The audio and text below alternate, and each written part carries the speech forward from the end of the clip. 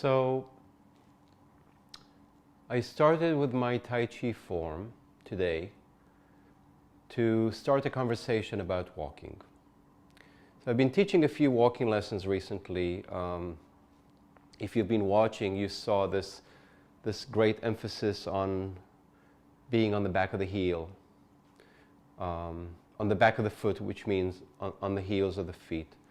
And I just wanted to clarify once again, there's a lot of information out there about walking, and a lot of people who explain what they think proper walking is or better walking is, and I want to offer some of my ideas relating to the Feldenkrais method and also my own personal interpretation of some of these lessons.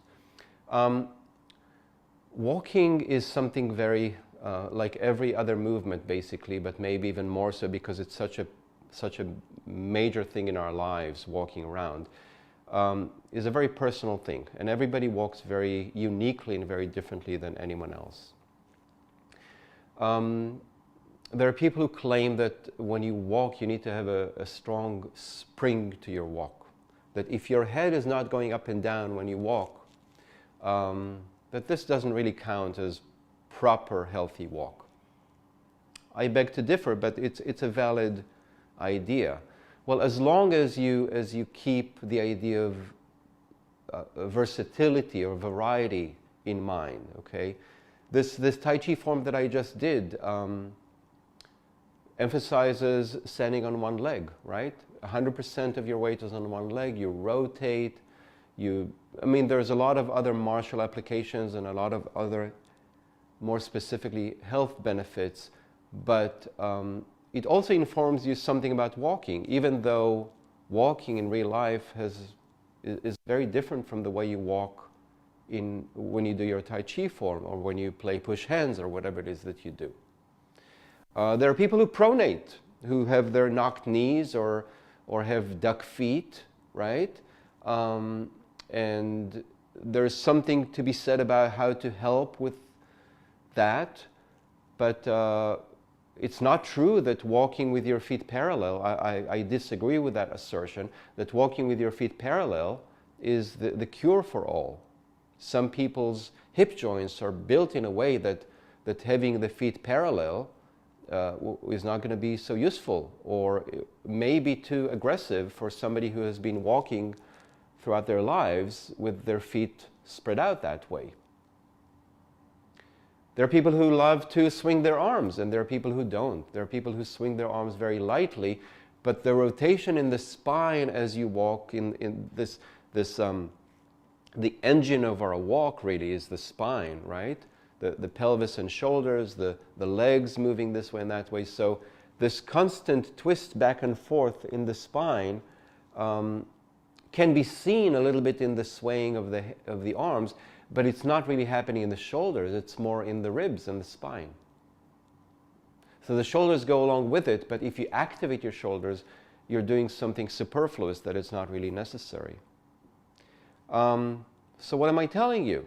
What I'm telling you is that first and foremost, you need to walk the way you walk and not to overcorrect.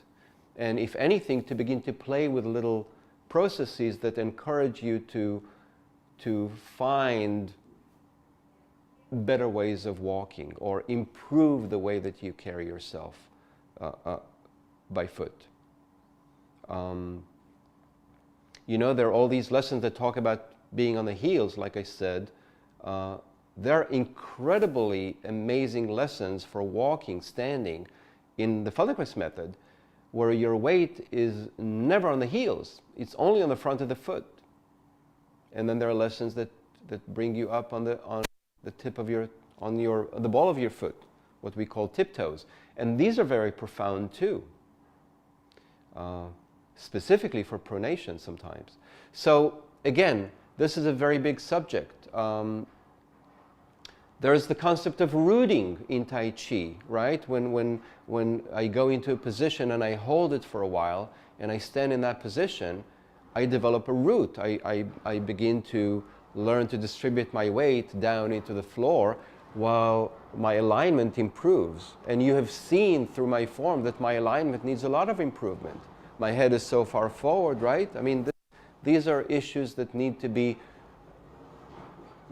ongoingly, you need to revisit them on a regular basis, right? To help yourself get better as you age, while at the same time, the challenges that come up continue to change because you change, because time passes and because you have new ways of moving, right? So this is my message for today. When you look at your walking, when you look at walking lessons, when you look for help in walking, right? Aside from the very basic, I need to get rid of pain because something hurts when I walk. If you have plantar fasciitis or heel spurs or this and that, or sciatic pain or knee pain, these are issues that need to be addressed directly. But in general, walking is a very complex and very personal process. And I want you to just begin to think about it this way as we move forward. Okay? Hope this helps. I'll see you next week. Take care. Bye-bye.